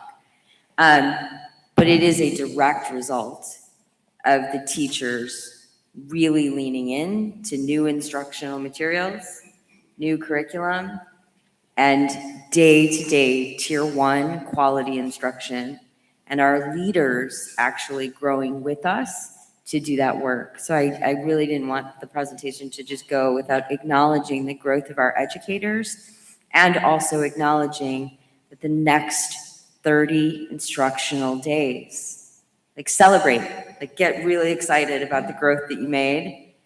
And, right, I say I'm in both and the next 30 instructional days matter profoundly in terms of all of us meeting our WIG. And just to define what everybody WIG is, it's our wildly important goal.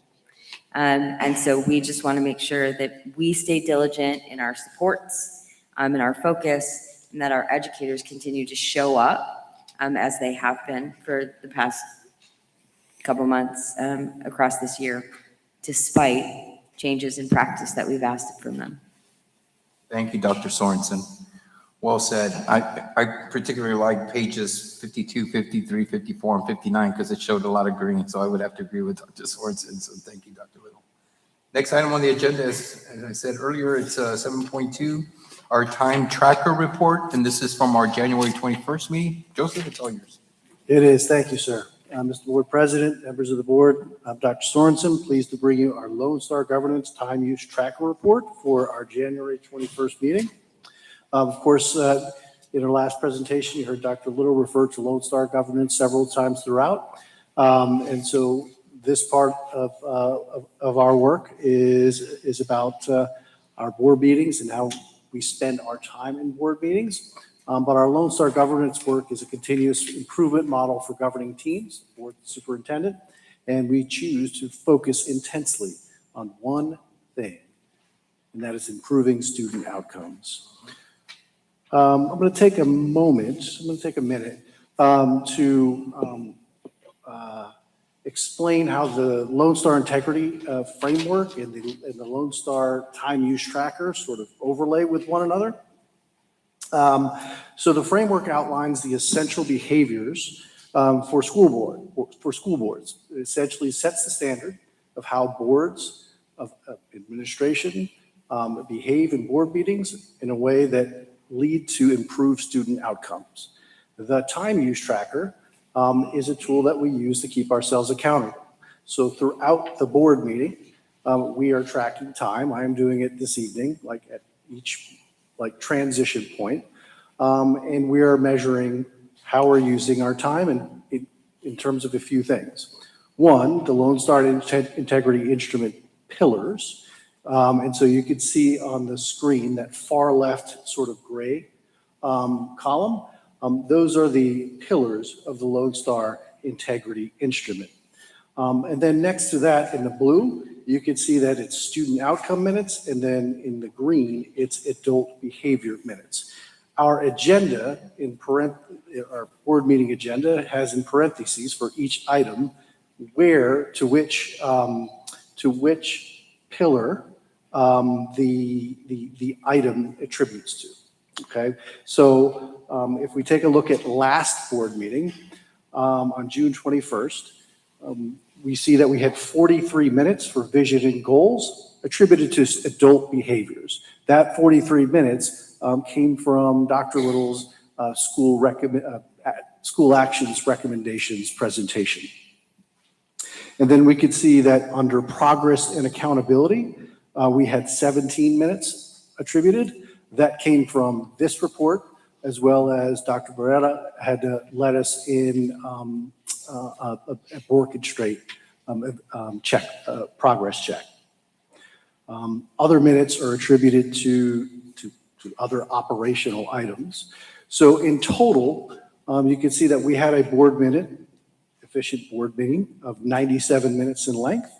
Of that time, 60 minutes were attributed to adult behaviors, which equates to 61.86% time of our time spent on student outcomes and or adult behavior minutes. Strictly student outcome minutes, we had 0 for last board meeting. Again, the bulk of our board presentation time was around the school action recommendations, which was put towards the adult behavior minutes. So in sum, the Lone Star Integrity Instrument sets the standard for behavior, and then the tracker helps keep us honest, keep us accountable to how we're actually spending our time in board meetings. So with that said, I'm happy to take questions. Members on the board, any questions for Joseph? Seeing that we have none, thank you very much, Joseph. Great report. All right, our next agenda item is agenda item 7.3. Unfortunately, I would recommend at this time that the board entertain a motion to table this item. Dr. Barrera, who Joseph mentioned earlier, unfortunately couldn't make it tonight due to illness. And so I'm asking for a motion that we table this agenda item to an upcoming meeting. Do I have a motion? Yeah, I move to table item 7.2. Do I have a second? I second the motion. All in favor signify by saying aye. Aye. All opposed, motion carries. We will reschedule or table this item for another board meeting. Next item on the agenda is our consent agenda item. Do I have a motion? I move to approve the consent agenda. Do I have a second?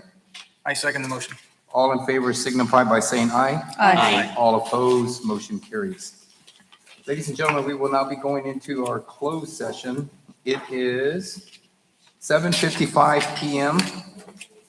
It's closed session under section Texas Government Code 551.001, 551.071, 551.072, 551.074, 551.076, 551.129, and 0821 concerning any and all purposes permitted by the act, including but not limited to the actions or sections and purposes listed below. We are now in closed session.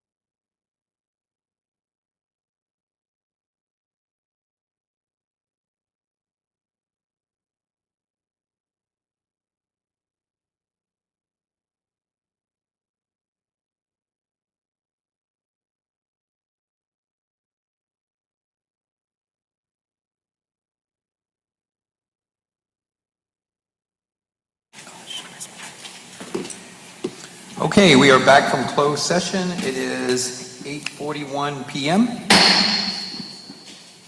Next item on the agenda is 11.1, approval purchase of pre-K instructional resource quotation through RFP 2026-03. Do I have a motion? I move to approve item 11.1. Do I have a second? I second the motion. All in favor signify by saying aye. Aye. All opposed, motion carries. Next item is 11.2, approval of district-wide technology infrastructure upgrades, CSP 2026-47. Do I have a motion?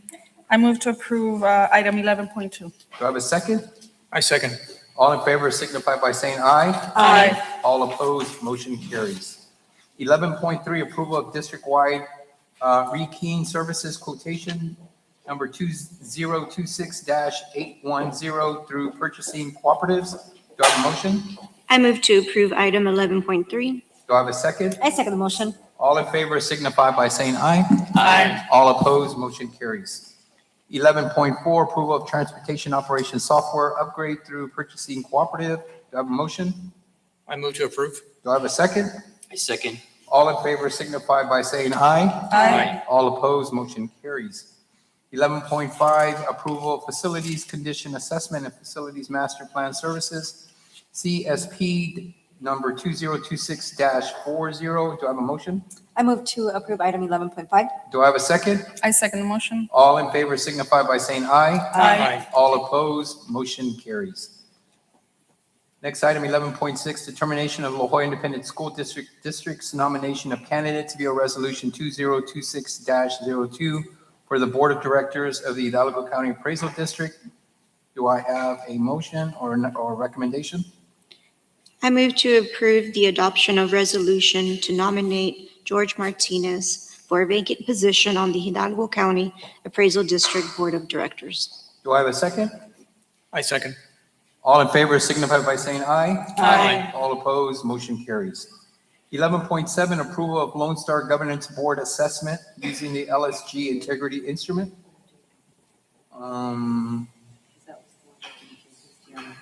Okay, so yes, because we didn't have that discussion earlier and we asked to table this for another meeting, we are not taking action on 11.7. Thank you, Dr. Sorensen. 11.8, consider and take possible action regarding a resolution creating and regulating a period of daily prayer time and reading religious text during the school day. Do I have a motion? I move that the board not adopt a resolution creating and regulating a period of daily prayer time and reading of religious text during the school day. Do I have a second? I second. All in favor signify by saying aye. Aye. All opposed, motion carries. Next item is 11.9, election of school board officers. Again, we've been here 2 years, so I am asking for a new slate of officers. If there are any nominations, I ask that they be said now. Do I have any nominations? I move to select Julian Alvarez as the President of the Board of Managers. I move to select Alisa Peña as the Vice President of the Board of Managers, and I move to select Celso Gomez Jr. as the Secretary of the Board of Managers. Members of the board, do we have any other nominations? Seeing that we have none, do I have a motion? I second the motion. So we have a motion that the following were made the nomination. Do I have a The second? motion was by Ms. That's correct. Dr. Hernandez. Yes. That's correct. So we were seconded by? I second Ms. the Ochoa? motion. Okay. All in favor signify by saying aye. Aye. All opposed, motion carries. Congratulations, Ms. Alyssa, our new vice president, and Celso Gomez will be our next secretary. Congratulations to both of you. Next item on the agenda is 11.10, consider and take possible action to propose non-renewal and terminate Chapter 21 contract subject to program change reductions in force. Do I have a motion? I move to approve the proposed non-renew, and terminate Chapter 21 contracts subject to program change reductions in force as presented in closed session, and to authorize the superintendent to provide notice to the affected employees of the same and assign an attorney to preside over any requested hearings on behalf of the board. Do I have a second? I second the motion. All in favor signify by saying aye. Aye. All opposed, motion carries. Next item on the agenda is 11.11, consider and take possible action to propose the termination of Chapter 21 term contract employees and authorize the superintendent to send notice of proposed termination to employee. Do I have a motion? Board members, do I have a motion? Seeing that we have none, we will move on to the next agenda item. Next agenda item is our calendar, which is agenda item number 12.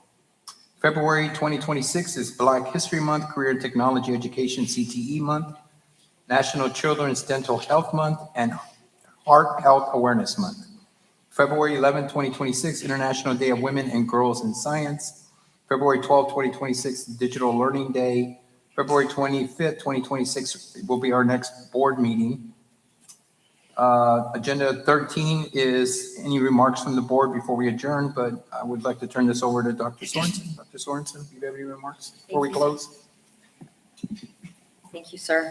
I would just like to close, obviously, reflecting on the past 2 years and all of the work that we've done together as a board and as a team of 8. It's been my honor and my pleasure to work with you and to serve the community. And the affirmation that we received from the commissioner to continue to do the work for another 2 years just really signals that we've been doing great work and that there is work ahead. And so I'm grateful. We will continue to work hard, openly, transparently, in partnership with the community. And really, again, want to publicly thank Ms. Anita Chavez for her work, her time, her dedication the past 2 years. And she was part of the team of 8. And so just, again, really want to thank her for her dedication and her service. And again, really welcome Ms. Vega, board member, to join the team. So I'm looking forward to the next 2 years of us working together and continuing to serve with integrity. Thank you, Dr. Sorensen, and thank you for acknowledging the great work that our board member, Anita Chavez, displayed during the last 2 years. We're very grateful for her leadership and also for everything she's done for the school district. Again, reference the last 2 years. Before we close, I'm going to give Ms. Vega an opportunity to say anything. How did you experience your first meeting? Is there anything you'd like to say? Definitely a lot of insight on what goes on to make all these wonderful things happen. There's a lot of coordination, and I'm happy to be now part of that. But very exciting first meeting. Great, thank you. Any other board members before we adjourn have anything to say before we close? We have not. Do I have a motion to adjourn? I move to adjourn this meeting at 8:49 PM. Do I have a second? I second the motion. All in favor signify by saying aye. Aye. All opposed, the meeting is adjourned.